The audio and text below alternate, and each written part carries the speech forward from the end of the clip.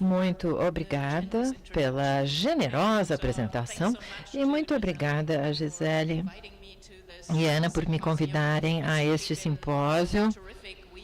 Foi uma semana fantástica e é sempre um prazer estar aqui em São Paulo. Quando eu apresentei o abstract para a palestra desta conferência, era muito mais focada na preservação e a estratégia de preservação de arte digital.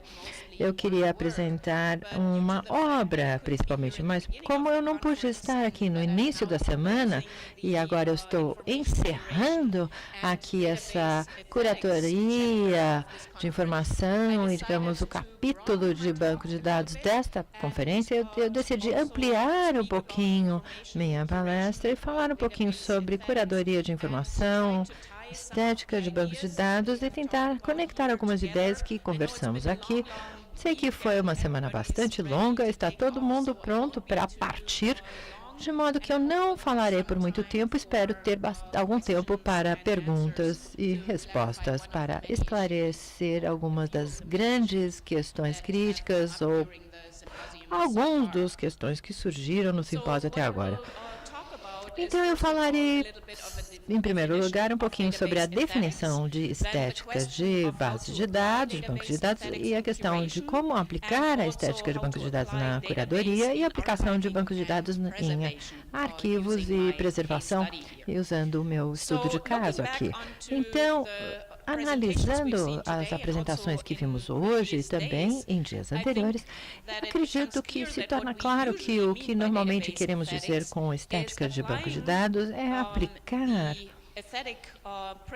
princípios estéticos do banco de dados e impor a lógica do banco de dados em qualquer tipo de informação.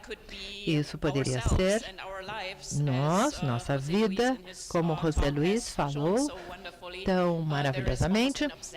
Há praticamente uma obsessão de nos colocarmos em bancos de dados e armazenar informações sobre nós mesmos. Então, princípios estéticos que são aplicados nesse processo é o que se refere à estética de bancos de dados, ou a ideia de filtrar acervos ou coleções de dados e a visualização de dados, ou seja, corpos de dados visualizados. O que não queremos dizer em estética de banco de dados é um banco de dados como estrutura em si, embora o significado signifique isso, mas temos aqui tabelas relacionais, algoritmos, etc., que funcionam aqui, embora não são normalmente o que queremos dizer por estética de banco de dados. De qualquer forma, a estética de banco de dados se tornou um potencial conceitual e uma forma cultural, se tornou uma forma de revelar padrões de conhecimento visuais, crenças e comportamento social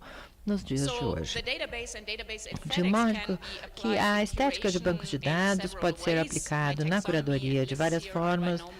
Então, aqui é uma coisa inclusive, duas formas importantes de tratar isso, apresentando projetos de arte que utilizam estéticas de bancos de dados e utilizando bancos de dados na apresentação da arte, como, por exemplo, como repositórios de arte ou, por exemplo, uma estrutura para uma curadoria de grupo. Alguns exemplos aqui são antigos, mas servem aqui um fim específico. Aqui o que estão vendo é uma instalação, um sketch de uma instalação de Mark Waterberg e Walczak, chamado Apartment, um projeto que provavelmente vocês conhecem, é um website criado em 2001, que basicamente é o inverso da técnica mnemônica de memória desenvolvida por Cícero e outros, mas esse projeto específico está digitando palavras e essas palavras criam a planta de um apartamento que você vê aqui com a rendição visual do apartamento.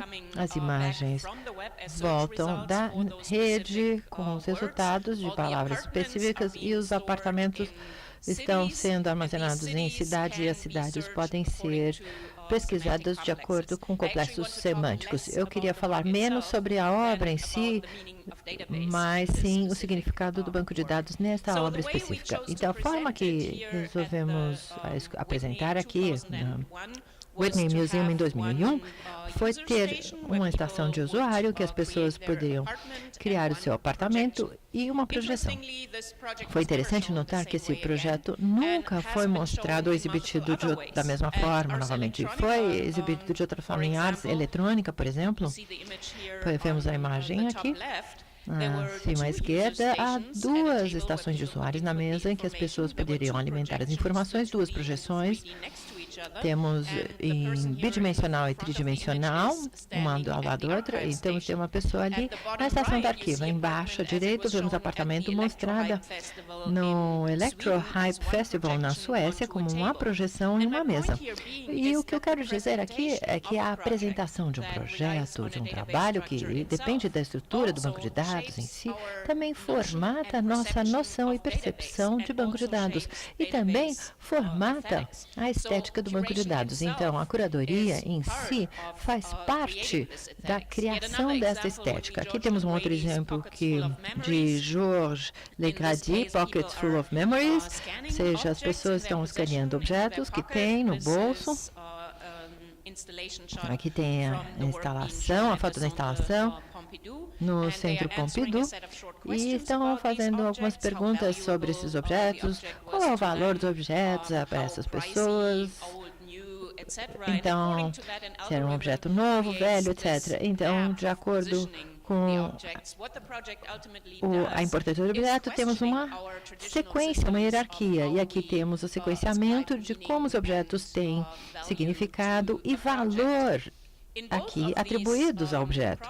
Nesses dois projetos, o banco de dados, na verdade, está no primeiro plano. Os projetos falam sobre o banco de dados e como os bancos de dados são construídos. E isso faz com que o processo de curadoria seja um pouquinho mais fácil, em última instância, porque há transparência dentro deste processo. Enquanto que, na minha experiência como curadora, se torna bastante complexo e difícil nas instituições de arte mais convencionais, quando o banco de dados na retaguarda sai ou cai por trás de uma visualização e o aspecto de percepção tem um papel importante, as pessoas de fato não entendem como a lógica do banco de dados funciona.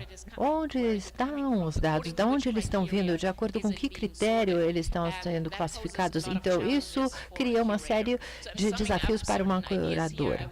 Eu estou aqui levantando uma série de ideias e não vou entrar em profundidade em nenhuma delas. Quando usamos bancos de dados para a apresentação da arte, um exemplo aqui mais antigo seria o software, o repositório criado em 2003, Rumby, um projeto muito conhecido, que em si cria um banco de dados para a apresentação de software filtrado de acordo com certos critérios. Bancos de dados são frequentemente utilizados na curadoria grupal, que vemos em cada vez mais casos na última década. Especificamente, um exemplo inicial, pioneiro, seria aqui You Show Here, no Museu de Arte Contemporânea de Massachusetts, em 2001, em que essa interface de banco de dados era usada por usuários do museu para fazer curadoria da sua exposição, selecionando obras de momentos diferentes, categorias diferentes, seriam projetados nas paredes da galeria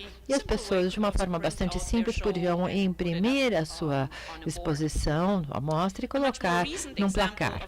Um exemplo mais recente seria aqui a mostra Click, no Museu de Brooklyn, o que a gente chama de Crowd Curated Exhibition, uma exposição curada com curadoria da população, do povo, das pessoas. Então, as pessoas fazem a seleção e exposição das imagens. Aqui temos uma outra foto. E aqui filtros de acordo com o nível de conhecimento dos avaliadores. Então, aqui temos um outro uso do banco de dados na apresentação e na curadoria da arte. Nós ouvimos bastante nos últimos dias e hoje também sobre a potencialidade do banco de dados. E essa potencialidade do banco de dados, acredito, é inextricavelmente conectada à semiótica do banco de dados, que em si afeta a estética. Ferdinand de Saussure famosamente fez uma distinção entre relações sintagmáticas, que referindo a intratextualidade, a outras palavras co-presentes dentro do texto, ou seja, a sintaxe de uma sentença, uma palavra após a outra, ou relações paradigmáticas que se referem à intertextualidade de palavras ausentes do texto, ou seja, sinônimos que às vezes estão presentes em nossas cabeças ou em algum lugar fora do texto.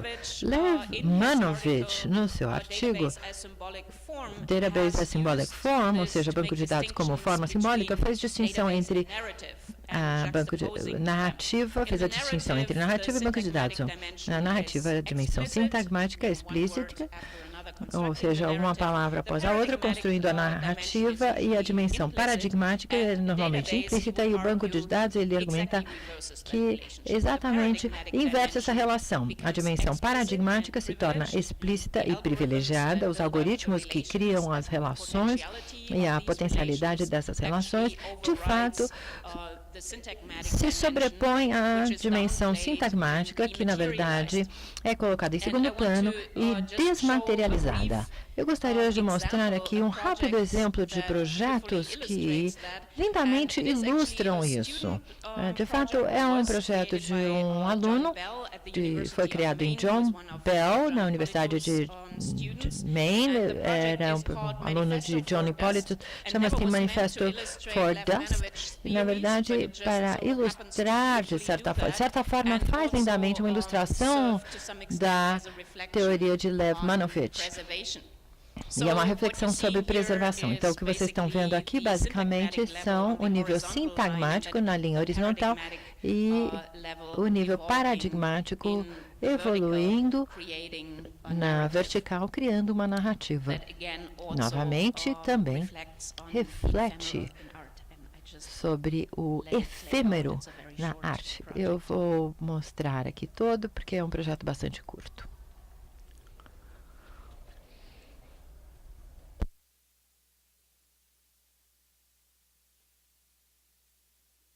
We're going to talk a lot more about dust and preservation. Eu vou falar um pouquinho sobre preservação aqui no próximo.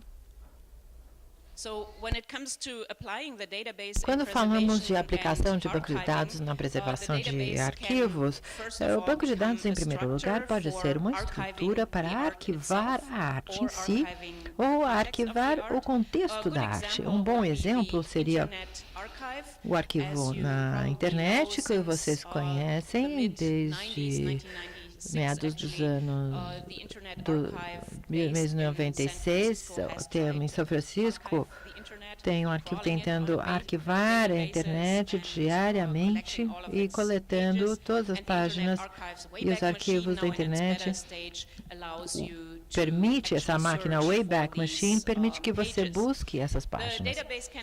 Banco de dados pode ser também uma estrutura para arquivar metadados sobre arte, ou documentação de arte, ou eventos de arte, ou artísticos, de netspannung até arte eletrônica com seu wildcard. Basicamente, são todos bancos de dados, muitos bancos de dados que estão atendendo este propósito e, como em si, tem uma preservação de subnarrativa e abordagens de preservação. Eu participei de preservação com o Variable Media Network, é um consórcio formado pelo Museu Solomon Guggenheim, John Hipólito e a Daniel Langlois Foundation for Art. Os membros incluem também o Berkeley Art Museum, o Pacific Film Archive, o Cleveland Performance Art Festival e Archive, the WAC Art Center, Franklin Furnace Archive, Rhizome, and the Whitney Museum of American Art. Eu trabalhei formação, no forjar do que nós chamamos do Future Initiative, Iniciativa Futura. Aqui temos uma foto, ou a tela, digamos, do que Wayback Machine, que você pode digitar uma busca de qualquer tipo de site, e aqui é uma volta de whitehouse.gov. Aqui eu estou servindo disso para falar um pouquinho mais sobre isso depois da minha apresentação. O que vocês estão vendo aqui é a frequência em que o crawler da arquivo da internet entrou no whitehouse.gov e as suas páginas, e você pode resgatar tudo isso via a máquina Wayback Machine, Wayback Archive. Eu vou falar um pouco mais sobre esse Forging the Future, essa iniciativa. Alguns de vocês viram partes disso, então vou ser breve. Então, o que Forging the Future tentou criar foi um conjunto de ferramentas específicas que tratam de uma série de necessidades: documentação do passado, o presente e documentação do futuro, assim como dados comuns. Ele questionou a separabilidade dessas zonas de tempo, documentar aqui o passado. A iniciativa Forging the Future criou o Franklin Furnace, esse banco de dados para o presente, o Digital Asset Management Database, o DAMD, para o presente também. Para o futuro temos o VHM. E aqui temos um meta-servidor que permite reunir todos, e o Franklin Furnace Database, na verdade, é feito para catalogar arquivos de organizações de arquivos, e aqui o Media Questionnaire contém metadados que são necessários para preservar nossos objetos de mídia variável no futuro, e aqui esse MS é focado em objetos digitais e metadados relacionais, e o meta-servidor, o meta-server, permite a troca entre esses bancos de dados, e o sistema de Media Arts, esse sistema de notação, está aqui representado pelas linhas pontilhadas, que permite que cada um converse uns com os outros. Eu quero rapidamente passar pela organização desse questionário antes de mostrá-lo como um exemplo. Então, o que você cria via esse questionário são entrevistas, e cada obra tem, assim, a parte interessada, o stakeholder, o museu de arte, várias partes, como hardware, fonte, software. Cada parte tem uma série de questões ligadas a ela, e uma pergunta tem respostas potenciais, e através desta entrevista você registra as sugestões do artista de preservação da obra, e a variável, o Variable Media Questionnaire, responde e incorpora uma das 4 estratégias de preservação de um artefato. Na verdade, foi desenvolvido aqui e são usados comumente. Temos armazenamento, elegantemente armazena o hardware, mas às vezes é necessário. Temos a migração, migrando a obra de uma plataforma a outra mais alta, uma emulação, basicamente fazendo com que a obra acredite que esteja operando no seu hardware ou software original, fazendo a emulação do hardware e software, ou a reinterpretação, ou seja, totalmente reinterpretando o meio, ou seja, uma obra concebida originalmente para a rádio, sendo transformada para MP3 players. Então, essa interface do Media Questionnaire tem vários painéis e janelas empilhados um sobre o outro. Eu queria mostrar esse questionário em ação um pouquinho para lhes dar uma breve visualização deles. Como parte da iniciativa de Forging the Future, nós no Whitney Museum estamos planejando fazer 3 estudos de casos, diferentes entrevistas com artistas, e uma das entrevistas que conduzimos, que realizamos com Cory Archangel sobre a peça de Nuvens, que vocês devem conhecer, que é uma obra muito conhecida, que ele, de fato, na verdade, hackeou um cartucho de Nintendo e tirou as nuvens. E, na verdade, depende muito do sistema Nintendo, né? O meio de apresentação. Eu quero explicar rapidamente aqui as peças que vocês podem anexar a qualquer obra nesse Variable Media Questionnaire. A propósito, vocês todos podem acessar o site. O que eu estou mostrando aqui para vocês é algo que vocês podem também ver. E eu queria mostrar a vocês todas as partes que potencialmente podem ser anexadas a uma obra de arte aqui. Elas vêm em categorias diferentes, como, por exemplo, a fonte, a fonte da imagem é o conceito-chave. Depois o software, customizado ou genérico. Depois temos categorias como, por exemplo, material. Isso pode ser qualquer coisa, como, por exemplo, pode ser o computador, ou material didático, ou material fabricado, pode ser móvel ou estático. Temos várias categorias que eu os convido a explorar, incluindo também o ambiente, como o espaço da galeria, que deve acomodar a obra, ou também os componentes interativos da obra. Temos aqui o artista, em performance, ou quem participa da obra. Eu quero rapidamente mostrar a entrevista, um exemplo mais concreto de como é um questionário. Então, fizemos essa entrevista aqui há algum tempo. Temos o Super Mario Clouds. Então, temos as peças aqui da Super Mario Clouds. Então, incluímos a fonte como conceito-chave. Temos o software customizado, genérico, seriam sistemas Nintendo, o hardware do computador, a exposição da mídia, a referência física externa, galeria e o apreciador ou visitante. Então, como Corey quer ter a sua obra preservada para o futuro. E aqui eu vou mostrar uma das categorias.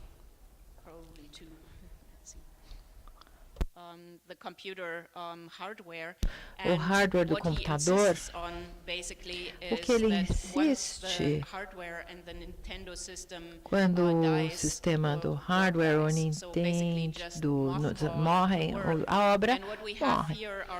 Então, temos aqui as respostas de Corey sobre como o hardware original, resolução, etc., deve ser preservado ou acomodada. E nesse caso, novamente, é bem simples. Essa obra inteiramente depende do hardware, do sistema Nintendo. E quando ele não existir mais, a obra deixa de existir e só seria mantida em documentação, na documentação. Isso apenas aqui como um pano de fundo para o tipo de banco de dados que usamos como parte da iniciativa Forging the Future. E deixei aqui como estudo de caso, que eu rapidamente faço. Então, como deve ser arte da NET, Douglas Davis tem aqui a sentença mais comprida, colaborativa, que ele criou em 94, que faz parte do acervo do Witness, e, tanto quanto eu sei, talvez seja a primeira obra de arte na internet. No acervo do museu, acho que houve uma obra no Japão em 95, mas eu não encontrei nenhum outro exemplo. Então, o que queremos fazer é uma entrevista com o Magnus Davis, ou registrar a intenção dele com o questionário, com o Media Questionnaire, mas antes de programar a entrevista, ele teve um ataque, ele estava com 70 anos e ele está em casa e as filhas dele não nos deram acesso a ele, mas disseram que seria uma coisa muito dolorosa para ele falar sobre a arte dele. O ponto é o seguinte, que nunca tivemos chance de conversar com o artista e discutir com ele como ele queria ter a sua obra preservada, que teria sido crucial, realmente. O fato de não conseguirmos falar com ele também realmente muito afetou como tratamos da preservação da obra. E uma das grandes questões críticas quando falamos dessa obra é o contexto e arquivar o contexto da obra. Então, uma das principais questões é a seguinte, se a arte na internet tem um contexto complexo e se temos o contexto, o conteúdo, texto pode ser links que são atualizados e trazidos à obra. Será que as instituições precisam, de fato, arquivar esse contexto e rastreá-lo como parte da obra? Se fizermos isso, o arquivamento desse tipo de arte exigiria um novo entendimento de arquivo, não apenas como um ambiente morto, mas sim vivo, que pode se adaptar aos requisitos mutáveis dos registros que ele contém. Então, a primeira sentença colaborativa, criada em 1994, foi comissionada pelo Lehman College Art Gallery, no Bronx, e em conjunção com o Show Interaction, que, na verdade, com a exposição Interactions, que foi uma exposição de pesquisa da obra do artista. Tivemos Gary Welch, Robert Schneider, Susan Helser, a curadora. O que vocês veem ou não conseguem ver nessa imagem péssima aqui as pessoas sentadas ali no computador, na galeria, na abertura da exposição Interactions. Eu vou mostrar a vocês a obra e como a preservação foi mapeada, mas antes de eu chegar lá, eu quero falar sobre os desafios e o que fizemos, porque aí fica um pouquinho mais fácil entender o que fizemos. Então, em primeiro lugar, a obra se tornou não fracionada. O que ela é, na verdade, é um HTML, é uma sentença contínua, tem uma pequena forma em que você pode colocar mais palavras, que foi, na verdade, se usamos um script CGI, você pode acrescentar ao longo dos anos a sentença. O único requisito seria que você não digitasse um ponto final, ou seja, encerrasse a sentença de forma metafórica. Quando migramos a obra do servidor Lehman para o Whitney e a outros servidores do Whitney Museum, infelizmente o que aconteceu, o script CGI em algum momento ficou para trás. Muitas das páginas ainda estavam apontando de volta ao servidor Lehman, que ainda tinha uma cópia por algum tempo. Depois que eles tiraram, a obra, de fato, deixou de funcionar. Daí, várias páginas da sentença incluíam texto, palavras que se tornaram cada vez maiores, a ponto que não se conseguia ver mais. E o motivo era porque os tags no final do HTML não foram acrescentados, mas os navegadores iniciais compensaram isso. Eles cuidaram disso, mas as versões novas dos navegadores não conseguiam. Então, páginas, às vezes, não funcionavam. E, obviamente, há o fenômeno do que acontece com um problema nos links. Os arquivos, na verdade, são removidos e aí são links que não são encontrados. O outro grande problema é que a peça em 95 foi exposta na Bienal de Gwangju, na Coreia do Sul, e o conjunto de caracteres coreanos simplesmente não foram exibidos adequadamente porque não estavam ali declarados no HTML. Então, havia páginas e páginas de caracteres simplesmente confusos. A peça em si é bastante simples, num nível bastante técnico, lidando apenas com HTML aqui, e, de fato, criou uma série de questões profundas, filosóficas para nós. O que fazemos com Linkrod, ou com esse problema de link? Deixamos lá para mostrar essa natureza efêmera da internet, ou será que tentamos achar o arquivo na internet para tentar resgatar essas páginas tanto quanto possível? Então, será que resgatamos esses caracteres coreanos misturados, ou, na verdade, eles existem em muitas línguas e eles não são compatíveis, às vezes, em algumas línguas. Às vezes é mais fácil responder a pergunta de funcionalidade que devemos fazer à peça funcional, novamente, e foi uma coisa clara para nós. Como não conseguimos ter resposta de Davis mais, decidimos criar duas versões da peça, uma viva e outra histórica. A viva restaura a funcionalidade da obra e permite que os visitantes contribuíssem à sentença. E agora tivemos um script PHP substituindo o CGI original. E muito importante, eu esqueci disso, Ben Feinhorn, que era o conservador no Horizon, uma organização que já foi mencionada aqui, de fato assumiu o trabalho na sentença e a restaurou. Na versão vivo, a exibição da obra foi promovida a padrões atuais, então o HTML original foi modificado para incluir tags de fechamento.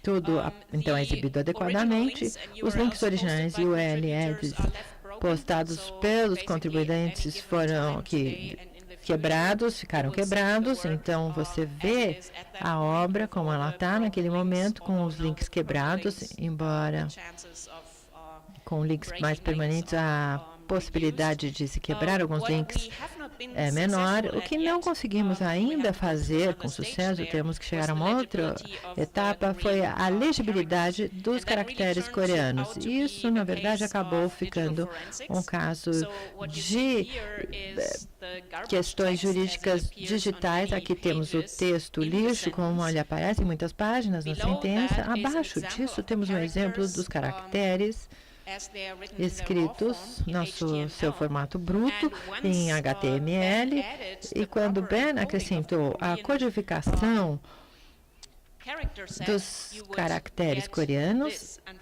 chegaríamos a isso aqui no final. Infelizmente, isso é parcialmente legível, embora haja alguns caracteres ilegíveis e tem chinês também aqui no meio do coreano.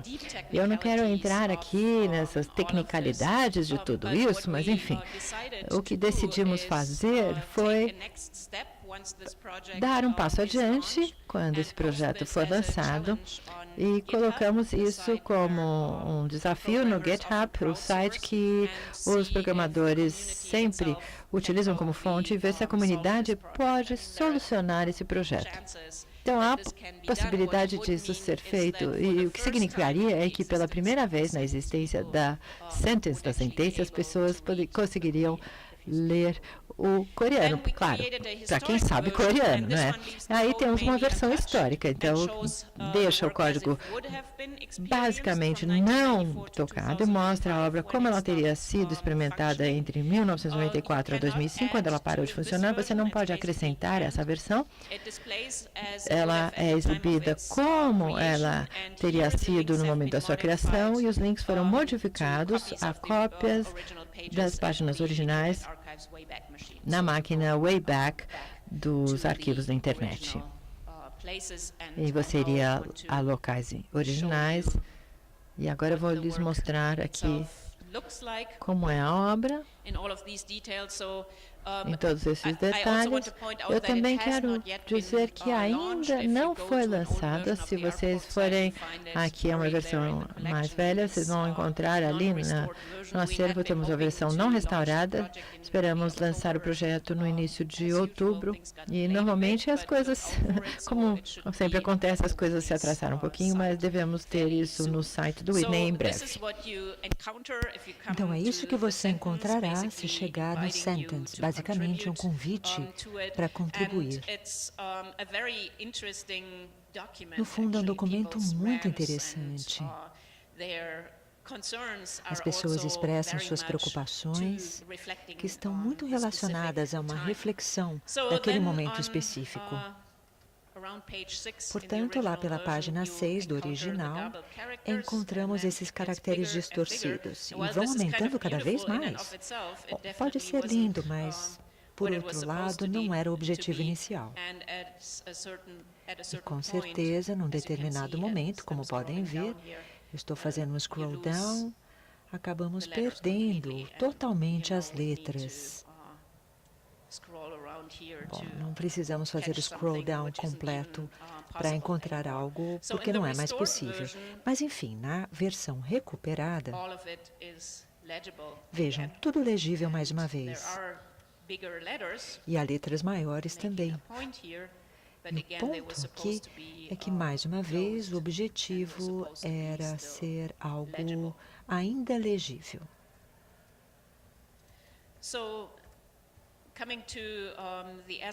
Portanto, voltando agora ao aspecto dos links aqui, há muitos links embutidos neste trabalho e que não funcionam mais. Então, no começo, esse era um link para uma página de um usuário, um URL, e hoje em dia, simplesmente chegamos ao live stream da AOL, que eu acho que por si só é muito fascinante, considerando que antes era uma página de um usuário único e agora acabou se transformando em uma mídia social, uma plataforma que parece muito diferente.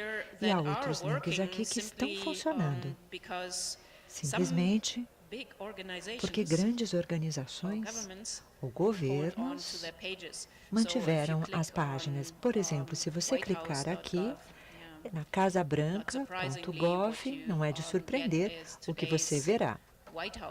Temos aqui o que acontece na página da Casa Branca. Agora, entrando na versão histórica, se nós clicarmos em White House, podemos voltar à máquina Wayback e podemos selecionar, a partir de lá, as páginas da Casa Branca. Em última instância, se digitar a informação pré-carregada, veremos, então, uma estética muito diferente da Casa Branca em 96. Portanto, esse trabalho permite ter uma boa comparação em termos do design da própria internet e como ele acabou mudando ao longo dos anos. E, mais uma vez, em relação ao conjunto de caracteres coreanos, nós colocamos esse desafio também em GitHub. Quem sabe possamos recuperar e acabar incorporando também na versão histórica ou live. A questão seria pensar onde fazer isso de forma adequada. E, no final das contas, poderemos também ter acesso ao trabalho do Whitney.org e o Artport e o seu website. Temos uma curadoria no Whitney desde 2001. Portanto, para encerrar, gostaria de adicionar mais alguns pensamentos sobre conservação e arquivo, questões que surgiram nos últimos dias. Na realidade, eu acredito piamente na conservação e preservação da NetArt e preservar, entre aspas, o efêmero, por várias razões.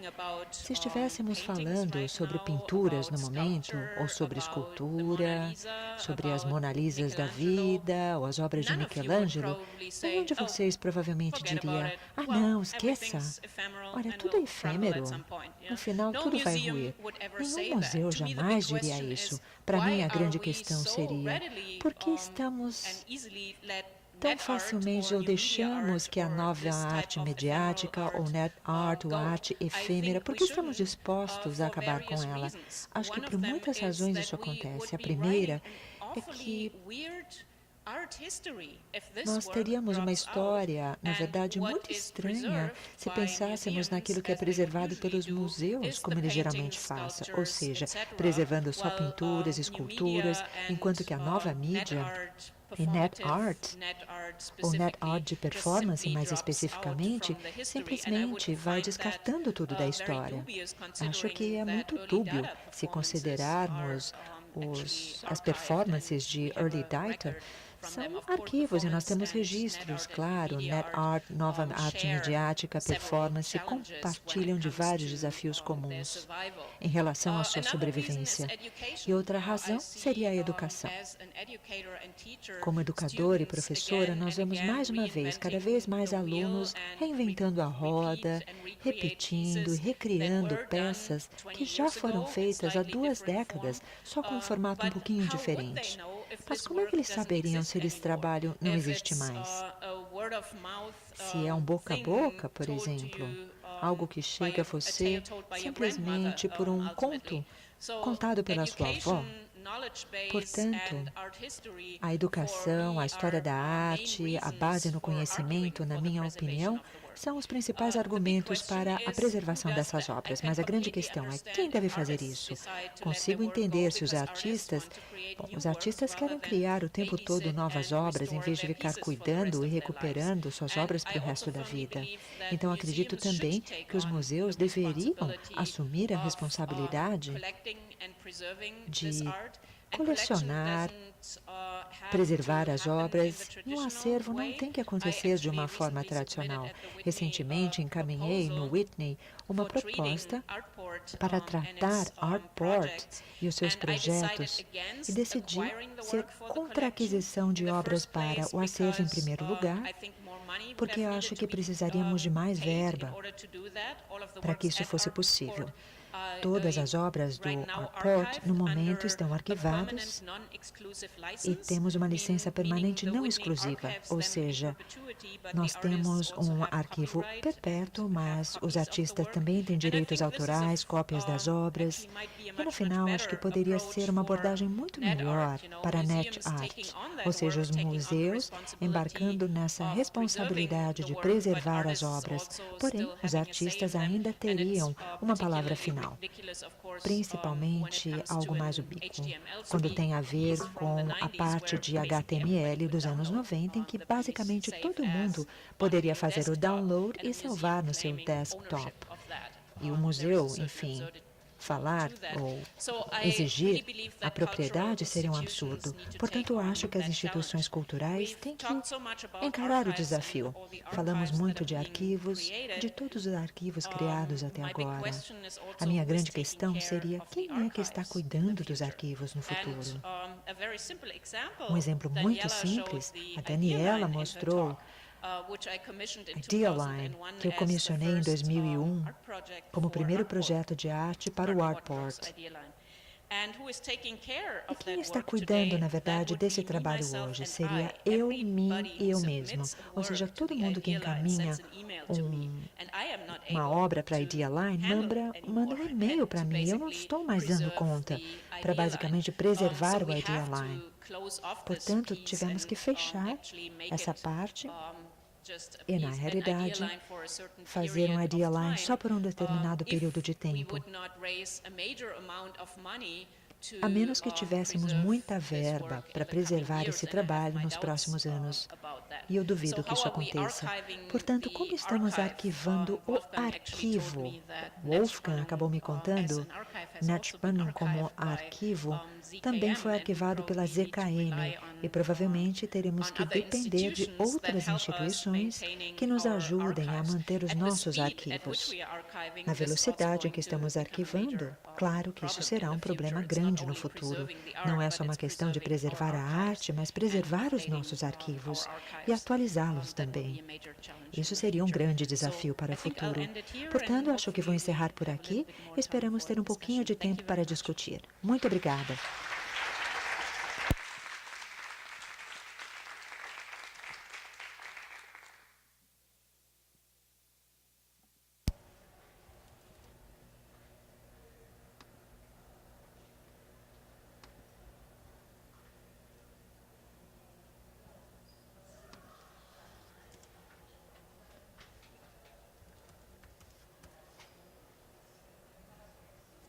Agora melhorou?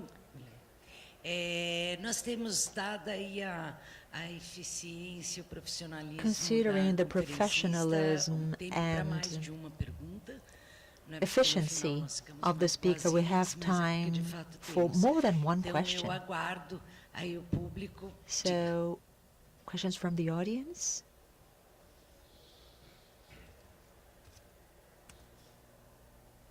Oi.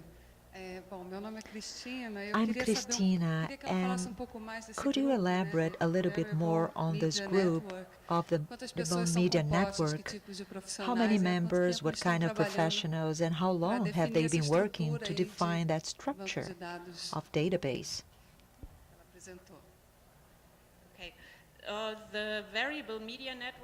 Variable Media Network já existe desde 1990, os anos 90.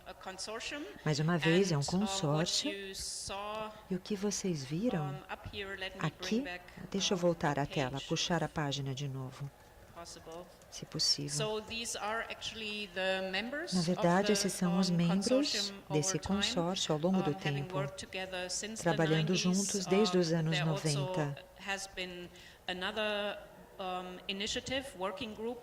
Uma outra iniciativa também aconteceu, um outro grupo de trabalho, com o arquivo do Avant-Garde.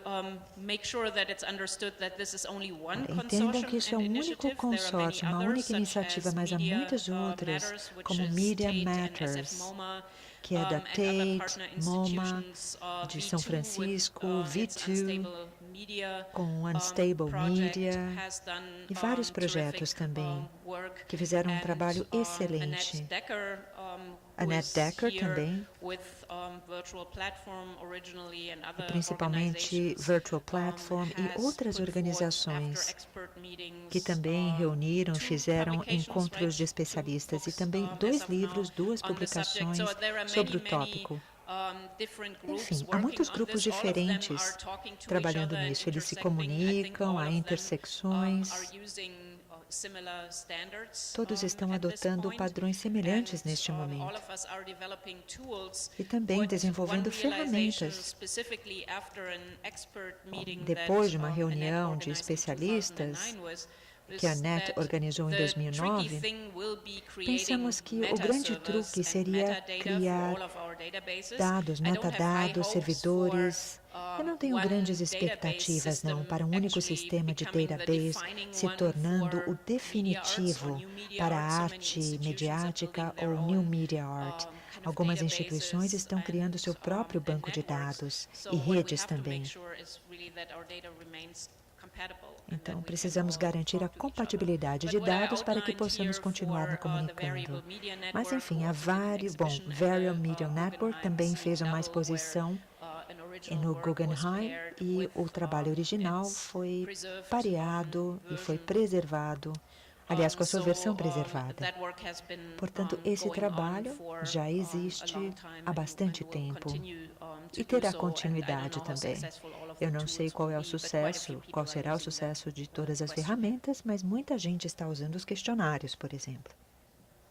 Boa tarde, Cristiane. Meu nome é Rosângela. Thank you, Cristiane. I'm Rosângela. I've been doing some research on mobile art from 2001 to 2010. I have been working with Wayback Machine in the project. My question is the following. In traditional archiving, we have artist documents and interviews, among other documents, as secondary documents. So how do you handle this? And what about the digital What about these documents? They consider secondary documents as primary documents. Could you comment on that? And how are foundations addressing this in terms of managing and building metadata? Thank you. Eu acho que precisamos de muitas distinções entre material primário e secundário. A documentação de uma obra não é a obra em si. Na verdade, eu não tenho muita certeza ao que você se refere em relação a considerar documentos secundários como primários. Mas eu acho que o Wayback Machine e o Internet Archive são um caso específico, porque não qualificam, na minha opinião, simplesmente como um documento secundário. No fundo, seria o documento original, que é agrupado, copiado por um software. Então, acho que aí temos algo diferente acontecendo. Mas para o sentence em particular, isso não resolveu a questão. Ainda temos essa questão, o que fazer? Qual a versão que devemos considerar a real? Puxando essa página de 1996. Enfim, eu acho que o exemplo da Casa Branca, na verdade, deixa tudo muito óbvio. Isso existe e continuará existindo. Eu tenho certeza que daqui a 50 anos, a menos que a tecnologia fique muito diferente, ainda teremos uma página da Casa Branca que não será nada próxima do que temos hoje. Então, como solucionar problemas desse tipo? Será que você realmente tem que arquivar todas essas páginas ao longo do tempo? Essa é uma questão filosófica, mas acho que você trouxe à tona um ponto muito importante. No fundo, é muito importante ainda fazer essas distinções entre a documentação de um trabalho e o trabalho original. E os limites, claro, estão se tornando cada vez mais nebulosos hoje em dia. Todo mundo tem materiais, versões diferentes, uma ao lado da outra, mas também temos que garantir se temos uma boa compreensão disso tudo. Numa exposição tradicional, geralmente você pensa, bom, aqui temos a obra e aqui nós temos os documentos suplementares, tratados de uma forma diferente. Não são engessadas, por exemplo, colocadas numa parede ao lado da obra. Mas isso, às vezes, confere status ao mundo material e temos que ter muita cautela quanto ao status da documentação no mundo virtual. Canetti asks the question, my concern has to do with the non-universalization of the archiving methodology. I know there are museum collections that don't have a standard yet, as we do have in the library science. However, I wonder what we'll be missing in terms of access to the network if we fail to have a standard or a universal standard. And perhaps with digital works, we could drive that movement. Take, for instance, a silly tool. For instance, use Zotero for online bibliography, and once you have access to a page, and Zotero realizes there is a book record, you can automatically click on it and it retrieves all the data on that book. So when will be able to do the same with artworks? Any software, for instance, will perceive and realize there is a document there because there is a standard for it, and it immediately recognizes and retrieves everything. So my question is, shouldn't we be fighting for a universal standard for collections? I think Em última instância, eu acho que a resposta seria sim até certo ponto. E isso também já está acontecendo, porém mais naquilo que eu chamo de meta-server, meta-servidores e metadados. As pessoas estão sim tentando padronizar, e a biblioteconomia, na verdade, seria o principal modelo. Na verdade, a maioria dos servidores virtuais de arquivos, os sistemas de notação que já foram desenvolvidos para repositórios virtuais estão sim utilizando a linguagem da biblioteconomia.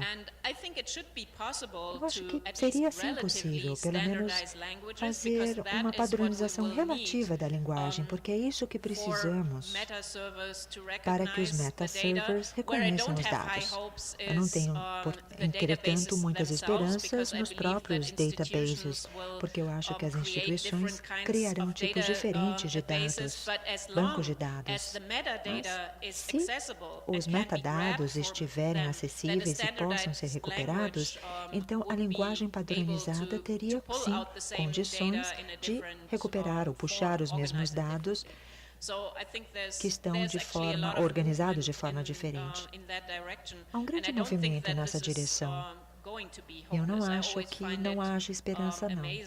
Sempre me surpreendo ao perceber que, pelo menos nos Estados Unidos, o sistema de museus, TMS, tem um banco de dados absurdo, mas todo mundo parece utilizar e ter acesso. Então, está bem padronizado, pelo menos nesse nível. E quem sabe, daqui a 20 anos, talvez haja algo novo ou algo semelhante. Eu acho que sistemas de metalinguagem também vão se tornar cada vez mais sofisticados. Enfim, as pessoas estão lutando por isso. Aquilo que aprendemos da biblioteconomia tem uma grande influência. E, com certeza, eu acho que haverá, sim, mais padronização. Eu tenho algumas perguntas. A primeira tem mais a ver com um novo problema. Como já não tivéssemos suficientes, sempre estamos esbarrando em novos problemas. Por exemplo, no caso dos cenários que você descreveu, em termos de relação com uma obra, um banco de dados, as coisas estavam relativamente estáveis, e estávamos falando isso até um certo ponto. Tudo era definido pelo artista. Ou como se o artista tivesse fechado os parâmetros, determinados parâmetros, mas não é isso que vemos hoje. Vemos que os bancos de dados são dinâmicos e muitas vezes dependemos de serviços terceirizados. Por exemplo, pense que tudo depende de um API que roda em um servidor externo. Pode ser Twitter, Google ou outro. Como é que vamos lidar com isso? Nós temos dois tipos de problemas.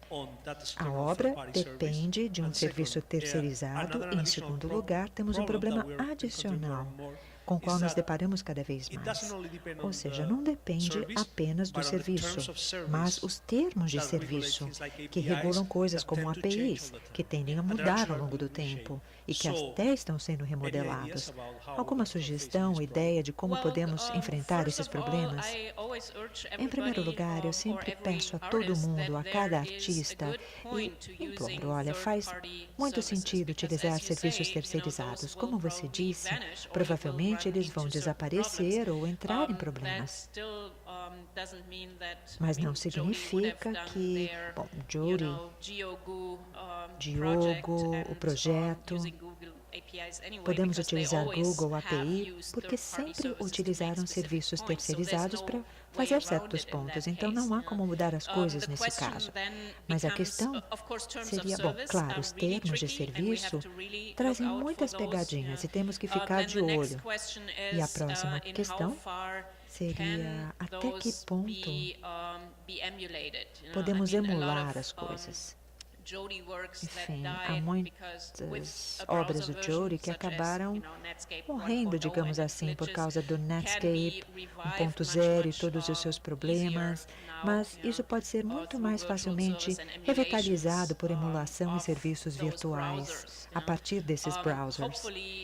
Então, esperamos que isso também seja uma opção para os APIs. O interessante é, provavelmente não exatamente pelas razões adequadas, Google está se envolvendo muito na preservação e na documentação. Estão ativos, trabalhando ativamente, tornando-se ou provedores de serviços para a documentação de obras de arte e conservação também. E assim que conseguirem fazer tudo, é claro que também terão que lidar com preocupações relacionadas aos seus próprios APIs. Então é algo a insistir no futuro. Mas é verdade, é muito complexo, é um território cheio de percalços. E esses problemas precisarão ser solucionados através de uma combinação de emulação, trabalhando com empresas que possivelmente possam ser mais abertas para essas áreas. Mas já temos que nos antecipar. Eu sempre falo para os alunos o tempo todo, não faça isso. Pense primeiro, antes de usar. Talvez usar uma ferramenta em vez de um serviço terceirizado, porque talvez a sua obra esteja morta no ano que vem. E, claro, há menos chances de preservar e, dessa forma, não haverá uma instituição por trás. Às vezes, conceitualmente, não é necessário ir adiante ou atrás de um serviço terceirizado. Meu nome é Luíse, eu sou da Universidade Federal do Rio Grande do Sul. Eu não sou da área da conservação, então me desculpe se a pergunta for um pouco besta. Mas, no caso, você comentou do Michelangelo, né? Eu fiquei pensando... Estão ouvindo melhor agora? Ok. Eu fiquei pensando se, de fato, ele sabia ou tinha consciência de que a obra dele ia durar tanto tempo, sabe? Eu acho que, hoje em dia, quando a gente trabalha com novas mídias, a gente tenha consciência de que esse objeto pode ficar obsoleto muito rapidamente, assim. Eu trabalho com fotografia e eu sei que determinados, por exemplo, se eu trabalhar em RAW, de repente, daqui a um tempo, eu não vou mais conseguir abrir esse arquivo, vou ter que ficar trocando, enfim. Eu queria saber se não é o caso da... se a arte mídia não tem como, sei lá, inerente a ela um tempo de duração, assim. E porque alguns objetos caem em obsolência e, de fato, você não consegue restaurar o objeto. E eu fico pensando, por exemplo, se nós formos restaurar um trabalho em pintura mesmo, e hoje em dia a gente não tem, por exemplo, mais a pedra azul que o pintor utilizou no século XV para fazer a pintura dele, se hoje em dia a gente deve restaurar esse quadro com um azul novo e diferente e mudar, de fato, a obra, se eu não vou estar transformando ela numa versão histórica e não mais uma versão viva, né? E é isso que eu me pergunto a respeito da arte-tecnologia. Se você começa a mudar o seu material, até que ponto você não está mudando a obra em si mesmo, sabe? Se você não está tornando ela uma versão histórica. A sua pergunta traz à tona um ponto muito importante. Ou seja, o ciclo de obsolescência da arte midiática pode ser muito rápido. A questão seria, bom, isso não é muito diferente das questões que você deve responder para qualquer obra. Variable Media Network sempre insiste em observar ou adotar abordagens não mídia. A questão não é só pensar na media art. Talvez poderia ser uma escultura feita de gravetos catalogados aqui. E você está perfeitamente certa. Estamos preservando obras há séculos e séculos a fio da melhor forma possível. Acho que não necessariamente podemos dizer com tranquilidade, não, vamos parar, tudo tem o seu ciclo de vida, sua durabilidade, e isso vai morrer. Não, tentamos recuperar, restaurar, só que falsificamos a obra ao longo do processo. Temos pinturas célebres, como Nightwatch, por exemplo, que nunca foi isso, na verdade estava ali sobre uma lareira e foi escurecendo ao longo do tempo e tornou-se uma outra coisa, mas ainda faz parte da história. Então foi totalmente falsificado em relação à obra original. Portanto, acho que não há também uma outra forma de contornar essas falsificações. Como você falou, por exemplo, cores específicas da pintura que não podem mais ser recuperadas exatamente da mesma forma. Acho que sempre tentamos lidar com a preservação, mantendo pelo menos o cerne da obra. E eu também acredito que devemos fazer a mesma coisa com a nova arte midiática. Claro, ajuda muito quando você tem a informação, a intenção do artista. A intenção do artista é o que deve prevalecer no processo de conservação. Se um artista realmente lhe disser quais são os aspectos que ele considera importante, nós nunca nos deparamos com esse problema de que uma mudança num screen ratio, por exemplo, poderia destruir, entre aspas, ou mudar totalmente a obra. Isso não era uma questão no passado. Então, a novidade aqui seria a velocidade do ciclo de obsolescência, mas não é uma justificativa para deixar a obra ir. Outras questões que você trouxeram se aplicam a todas as obras, pinturas ou arte midiática. Acho que temos que responder essas perguntas caso a caso. E também é um mantra de cada conservador. Não há uma resposta mágica, uma forma de preservar uma pintura ou a nova media art. Só há formas de preservar uma obra específica, tentando permanecer digno à intenção. Mas isso não seria o salvaguarda em última instância. Os cenários que você descreve sempre existirão. falsificados, digamos, a história da arte falsificada. Na verdade, temos que estar cientes disso. Acho que artistas no passado também pensaram sobre isso. Não eram forçados a pensar sobre isso tanto quanto artistas digitais devem pensar hoje. Porém, obviamente, também temos que lembrar que muitos da arte famosa de séculos passados foram comissionados por mecenas que também faziam parte da preservação, né? Assumiam parte da preservação.